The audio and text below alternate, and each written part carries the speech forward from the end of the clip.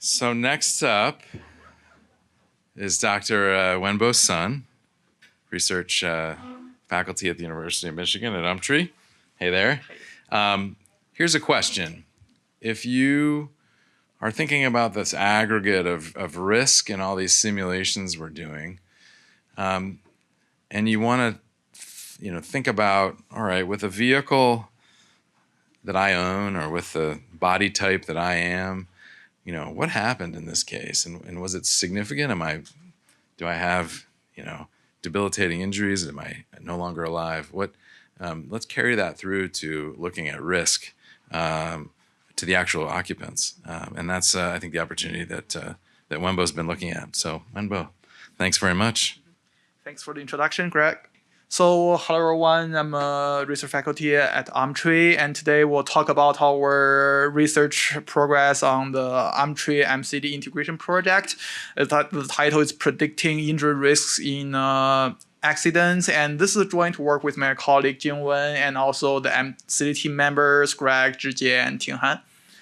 So, the motivation comes from the ADS safety assessment system that we know all those autonomous vehicles are required to travel 100 million miles without causing a fatal accident.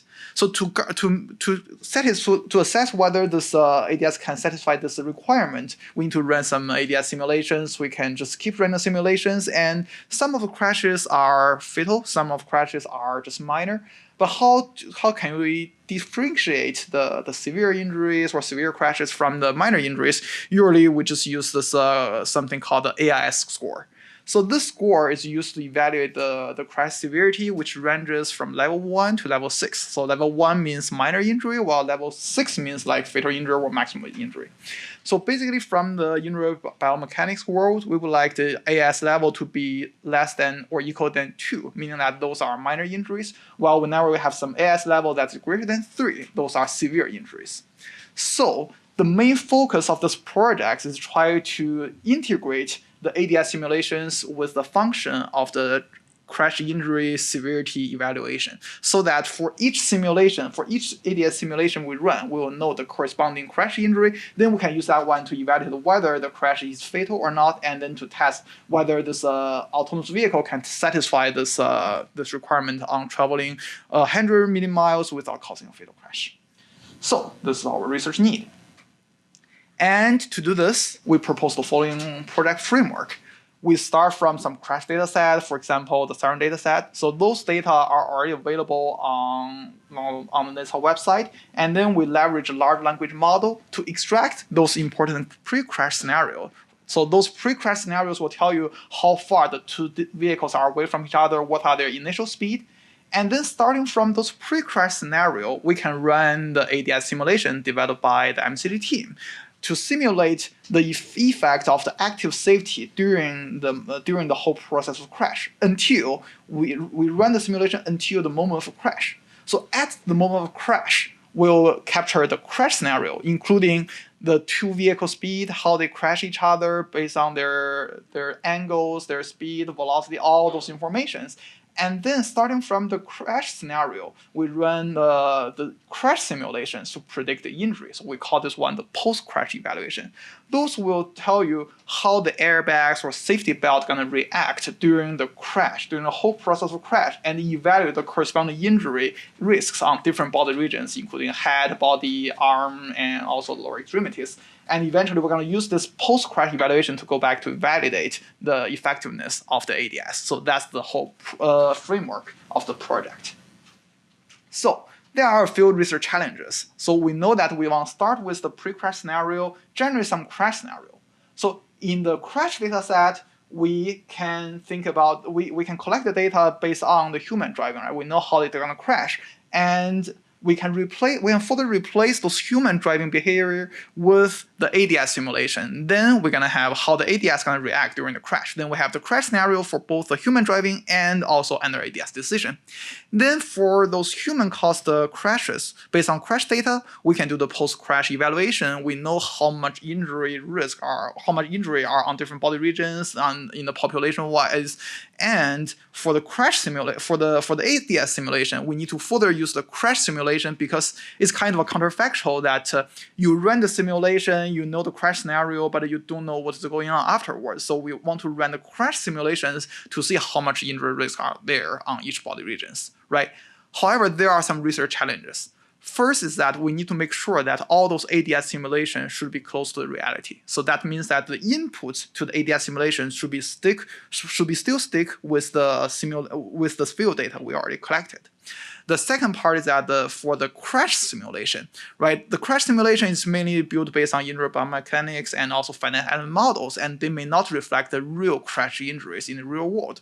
Therefore, we like to use those crash data to further calibrate the crash simulations to make sure that the crash simulation can well reflect the reality, and furthermore, we can use those crash simulation to predict the injury risk for those ADS. So that's the basic idea. And to overcome those research challenges, we propose the following 3 tasks, and we are working on this project now. The first one is that we do the automatic data extraction from the field data so that we're going to have close to reality pre-crash scenarios. Second is that once we have those pre-crash scenarios, we plug in the ADS simulation into those pre-crash scenarios and run those simulations. However, here we also want to run the crash simulations to evaluate the crash injury and also further calibrate those crash simulations for the injury risk prediction. And lastly, once we have the accurate simulations for both the ADS side and also the crash side, then we would like to integrate these two together to formulate an automatic simulation the ADS simulation evaluation criterion, so that we can use that one to assess the safety of the autonomous vehicle. So that's the third task. So now we'd like to talk about those tasks one by one with some examples. So in the first task, we do the automatic field data extraction. So on the left-hand side, this is an example we extracted from the Siren database. So we have the crash diagram, crash summary, and also all those detailed parameters, including the VRU or occupant information, the vehicle information, all those information. So we leverage the large language model to extract all those key informations. So first, those information can be decomposed into 3 different categories. The first category is called the pre-crash information. Those include the initial velocity, initial locations, and also here we specifically work on those cases when the EDR data available. So the EDR is kind of like the black box of the vehicle prior to the moment of crash. By using those EDR data, we can have more detailed reconstruction of crash, and then we can further feed all those EDR data into the ADS simulation to generate close to reality ADS simulations. So those are the pre-crash information. Besides the pre-crash information, we also have the crash information and also the crash outcome. So the crash information includes the delta V, PVOF, and also the principal degree of freedom, and also the subject variables. Though all those are very key information to reconstruct the crash and to evaluate crash. But still, keep in mind, all those crash information and also the crash outcomes are mainly extracted from the crash. Those are mainly due to human driving. But still, we want to replace those human driving with the ADS system and then reconstruct those crash information and crash outcome again, and then make the comparison. So those are the thing we extracted from the Siren data set. And here we have an illustration about the data extraction. So on the left-hand side, we have all those crash scenarios developed by the Mcity team. So those are main categories within the ADS simulator. On the right-hand side, those are the extracted field data from the Siren dataset. So we specifically select those field data that match with what we have in the ADS simulation developed by the Mcity team, and then those are the distribution of the potential scenarios we extracted from the Siren dataset. So with that, so to this end, we extracted about 100 scenarios, 100 cases from the Siren dataset that we can do more after we automate the whole process, but this just give you a brief idea about how the data extraction framework looks like. After we finish generating those data set for the ADS simulation, we will also like to calibrate the crash simulation so that the crash simulation can also be close to the reality. So this can be decomposed into 3 different steps. The first step is to train a surrogate model, a Gaussian process or AI-based surrogate model for those crash simulations to generate very rapid injury risk prediction. Because most of those crash injuries, you need to think about how the airbags or safety belt going to react under different scenarios and based on the finite element analysis, and it's usually very time consuming. So we cannot simply evaluate every single ADS simulation by running the corresponding finite element analysis because it's just too slow, right? That's why we developed the surrogate model as a replacement of the formal finite element model simulation. And then after we have this surrogate model, we can make a rapid injury risk prediction at any point in the input space. Then we can calibrate the surrogate model based on the injury outcomes from the field data. So just to give you a brief idea, so in the siren data set or other crash data set, we know like the subject variables like age, gender, BMI, height, all those about the occupant, and also the crash delta V, the crash severity, and also the angle. We have all those information. We can simply plug in those into the simulation and generate the injury risk, like what is the probability of getting the injury risk on different body regions, and then compare those with what we observe from the police report, because we have those data in the police report. Then we can calibrate the surrogate model to make sure that it can reflect the actual injury risks. And afterwards, we can also use those to impute those unobserved variables for crash reconstruction, and that's kind of like a byproduct of this simulation calibration process. So here is some results for our validation. So here we have on the left-hand side, this is the injury risk prediction. The y-axis is a predicted injury risk on all different body regions, and the x-axis are different case numbers. So basically, all the points on the left-hand side, those are the minor injury cases, and all the points after about 230, they are severe injury cases. Right, so those dots represent our prediction from the calibrated surrogate model. So basically, we would like to want to assign very low probability for all the cases on the left-hand side and assign high injury risk on the right-hand side. That means that our model can better predict the injury risks. And we also add this injury risk curve to match with the data we have. And then we can see this one can give you a brief idea about how this injury risk curve trend looks like. To quantify this comparison, we also evaluated type 1 and type 2 errors. Those are the misdetection and the false alarm rate and misdetection rate of those severe injuries on different body regions. You can see that after we calibrate our crash simulation model, most of those error rates are below 10%. On the right-hand side, we have this reconstructed vehicle speed. So this is so that involves two different data sets.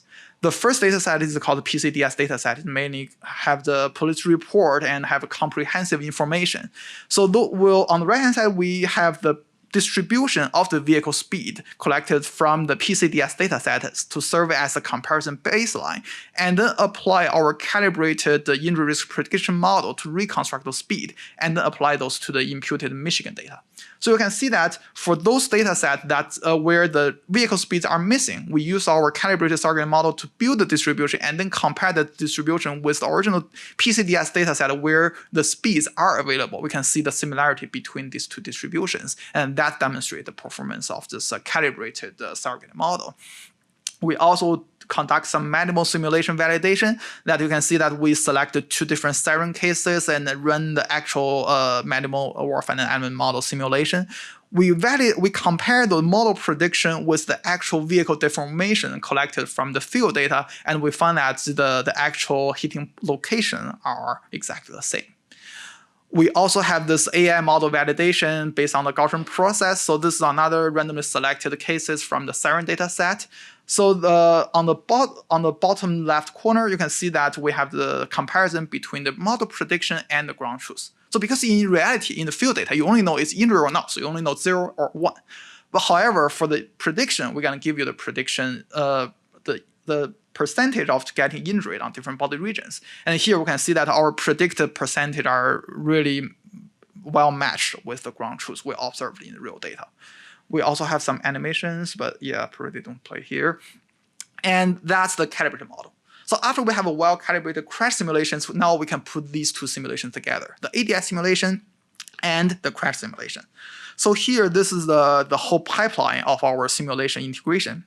You can see that we start from the case selection, run the parameters, and then calibrate those parameters, and then use those ones to predict the injury risk based on the ADS simulation outcomes. And we use the two following examples to show the effectiveness of this whole automated pipeline. So on the left-hand side, those are the crash diagram extracted from the field data, and also the corresponding, I don't know why the green this blinks, but those are the actual generated simulation from the ADS simulation developed by the Mcity team. So after running this ADS simulation, we can connect this ADS simulation with the crash simulation developed by our bioscience group, and then we can have those predicted injury outcomes. Those are the injury risks on different body regions, and we can use those one to assess whether this ADS simulation is safe within this specific crash scenario or not. And we can repeat this one for all those different field data, and that can validate the effectiveness of the ADS system.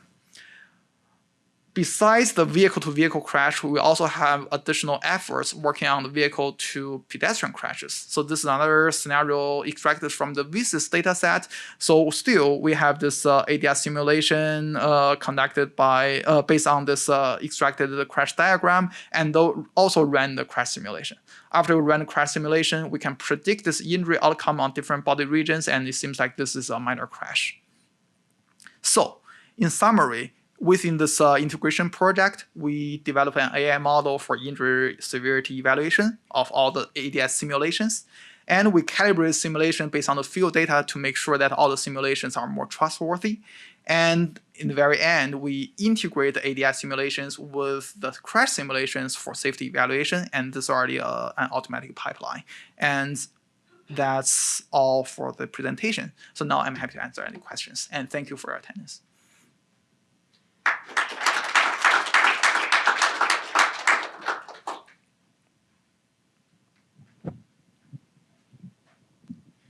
So for those crash scenarios, how far back in time do you go when you start the ADS simulation? Yeah, thanks for the question. Yeah. Seems like if you go back far in time, the accident may be avoided entirely, but you could go a second back and maybe it still happens. Yeah, thank you for the question. This is a very important question. So actually, at the current research, we just went back 5 seconds prior to the moment of crash because those are the recorded data in the EDR data we have. Definitely, we can go back to 4 seconds or 3 seconds, and it just depends on how we set up the corresponding ADS simulation.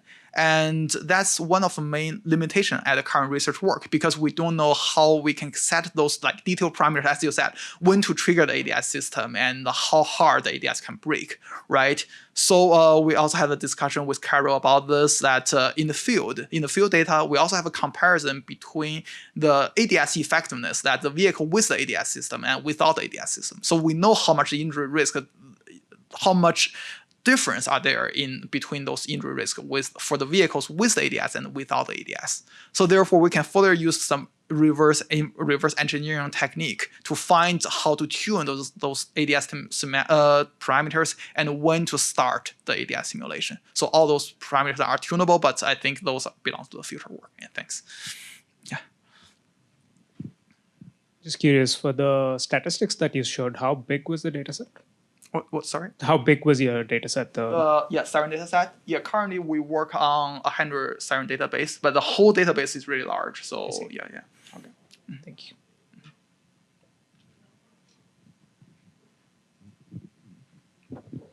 Thanks, Wenbo. Humans have something like a crash every 500,000 miles. So in 100 million miles, there's going to be like 200 crashes. Mm-hmm. So do we know the distribution at the different AIS levels of those 200? Because we talk about one fatal, which is what AIS 6. Mm-hmm. But do we know for the other 200 crashes that happen, mm-hmm. what the distribution of the AIS levels is? For human driving, I'm saying. Mm-hmm. Yes, we know those. Yeah, those are already collected in the field data, so we can extract those from the Siren database. Yeah, and then I think, but still, the distribution of the ADS crash will be different from the human driving. Yeah, I think that's what I'm getting at. Is what I'd really like to see is, okay, we use the tool chain, Terrasim, like Howe and Jun showed. We run the equivalent of 100 million miles in simulation. Mm-hmm. Say we get 200 crashes and we get a distribution from the simulation using your model for injury risk of what the different distribution of AIS levels is in those crashes. I'd like to actually compare that distribution to the human distribution. And I'm just asking if that's possible. That's possible, and actually we have some preliminary results on those already, because the research project you just mentioned were actually supported by TRC. So it's an ongoing research, and we're gonna give a presentation in Virginia for later this month. Okay. But yeah, we can talk about this offline. Okay. Yeah. Awesome. Thanks, Wenbo.